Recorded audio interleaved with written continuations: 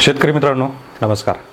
तुमचा कापूस लागून जर साधारणतः 15 दिवस होऊन गेलेत तर काही प्रमाणामध्ये चांगल्या प्रमाणात वर निघालं आहे, काही प्रमाणामध्ये म्हणण्यापेक्षा 3 पानावर 4 पानावर 5 पानावर. कारण असे काही क्षेत्र असतात ज्या क्षेत्रामध्ये कापूस लागल्यानंतर किंवा कोणतंही पीक केल्यानंतर गवत जे आहे हे लवकर वर येतं आणि खास करून काळ्या जमिनीमध्ये हा खूप जास्त प्रॉब्लेम असतो.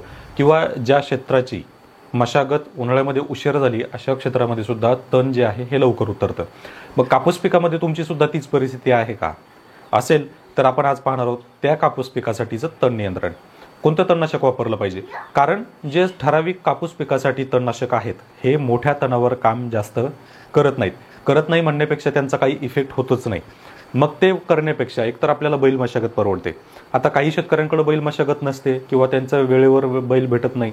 मग अशा शेतकरी काय निवडतात तर एक अल्टरनेटिव्ह पर्याय म्हणजे काय तर असं तणनाशक जे कापूस पिकामध्ये चालत नाही पण ते वापरू शकतो.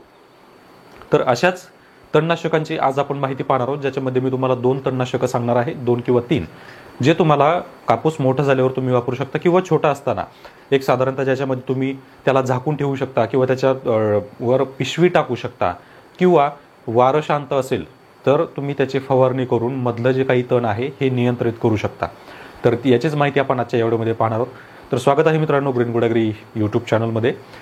तुम्ही जर चॅनलवर पहिल्यांदा आला असाल तर चॅनलला सबस्क्राईब करा आणि नोटिफिकेशन बेलला ऑन करा, म्हणजे आलेल्या प्रत्येक व्हिडिओचं नोटिफिकेशन हे तुम्हाला मिळेल. तर मित्रांनो आपलं पहिलं तणनाशक आहे स्वीप पॉवर. आता स्वीप पॉवर हे जे तणनाशक आहे हे कॉन्टॅक्ट हर्बिसाईड आहे. कॉन्टॅक्ट हर्बिसाईड म्हणजे काय? ज्या पिकावर पडणार किंवा गवतावर पडणार ते मरणार. मग ते पीक असो नाहीतर गवत, त्याला कळत नाही. म्हणजे स्वीप पॉवर हे तणनाशक जे आहे हे ईड तणनाशक आहे. त्याला काहीही कळत नाही पीक कोणतं आहे, गवत कोणतं आहे, काही नाही. ते पडलं की ते मारणार आणि जमिनीवर पडल्यानंतर ते त्याचा रेसिड्यू निघून जाणार.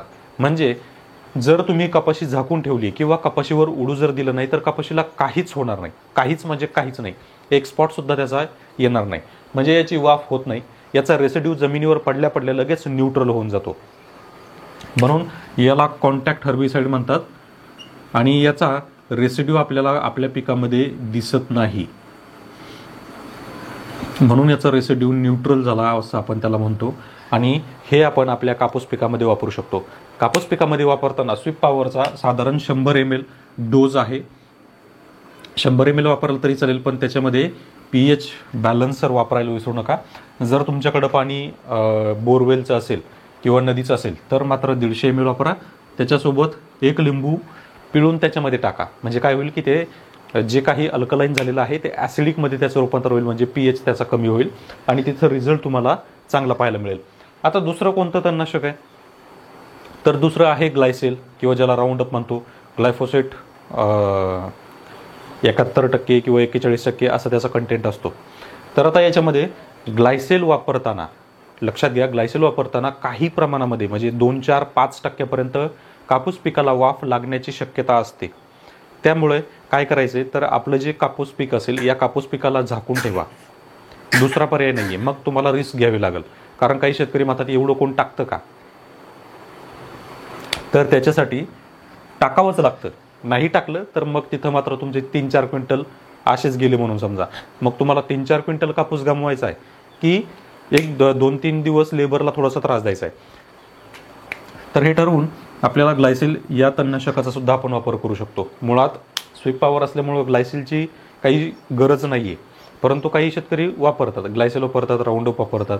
मग तुम्ही हे जर वापरत असाल तर शक्यतो आपलं पीक झाकून ठेवा सिक्युरिटी म्हणून. नाहीतर मग काय करायचे, एखादा चौकोनी डब्बा करायचा. आपण जसं की बऱ्याच वर्षापूर्वीपासून जुगाड केलेले पाहतो. तर आता काही काय करतात, एक त्या प्रमाणाचा बॉक्स बनवतात. तो बॉक्स ग्लायसेल वापरताना सोबत घेऊन चालतात. म्हणजे तुम्हाला कापसाचे जे झाड आहे त्याला झाकून ठेवायची गरज नाही. फक्त चालता तेवढंच कापसावर उडणार नाही याची काळजी घ्यायची. तर अशा पद्धतीने तुम्ही ग्लायसेल सुद्धा वापरू शकता, ज्याचं प्रमाण साधारणतः 100 ते 120 ml आहे. अगदीच 150 ml पर्यंत वापरू शकतो. पण लक्षात ठेवा 100 ml जरी असेल तरी ठीक आहे, परंतु pH बॅलन्सर वापरायला विसरायचा नाही. pH बॅलन्सर नसेल तर पुन्हा 1 लिंबू आपल्याला प्रतिपंपासाठी वापरायचं आहे, जेणेकरून जे काही अल्कलाईन पाणी आहे किंवा ज्याचा pH खूप वाढलेला आहे तो ॲसिडिककडे येईल. तर अशा पद्धतीने आपल्याला ग्लायसेलचा सुद्धा वापर करता येतो. आणि तिसरं ग्लायसेल म्हणजेच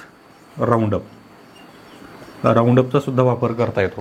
म्हणजे हे तिसरं तणनाशक. मुळात दोन्हींचाही कंटेंट एकच आहे, फक्त स्वीप पॉवरचा वेगळा आहे. ग्लायफोसिनेट अमोनियम 13.5% याचा कंटेंट आहे, जो आपण वापरू शकतो. दुसरं ग्लायसेल आणि तिसरं राऊंडअप. ग्लायसेल आणि राऊंडअप दोन्हीही एकच कंटेंट आहे, फरक नाही आहे. बाकी मग मार्केटमध्ये अजून बरेचसे जुगाडू तणनाशक अवेलेबल आहेत, परंतु त्यांचे रिझल्ट जर तुम्ही घेतलेले असतील तरच ते वापरा. कारण कापूस पीक असं आहे की एखाद्या तणनाशकाचा जर रेसिड्यू राहत असेल, म्हणजे त्याची वाफ जर तयार होत असेल, तर कापूस पीक जाण्याचा धोका असतो, खूप असतो. म्हणून शक्यतो कापूस पिकामध्ये मी रिकमेंड करेल की ग्लायसेल आणि राऊंडअप फवारण्यापेक्षा तुम्ही स्वीप पॉवर फवारा, ज्याच्यामध्ये तुम्हाला खर्च थोडासा जास्त लागू शकतो स्वीप पॉवरला, परंतु रिस्क कोणतीच नाही आणि पिकावर काहीही परिणाम होत नाही. त्यामुळे sweep power is the best option. बाकी प्रत्येकाला प्रत्येकाचा ऑप्शन अवेलेबल आहे, सांगणं माझं काम आहे. धन्यवाद.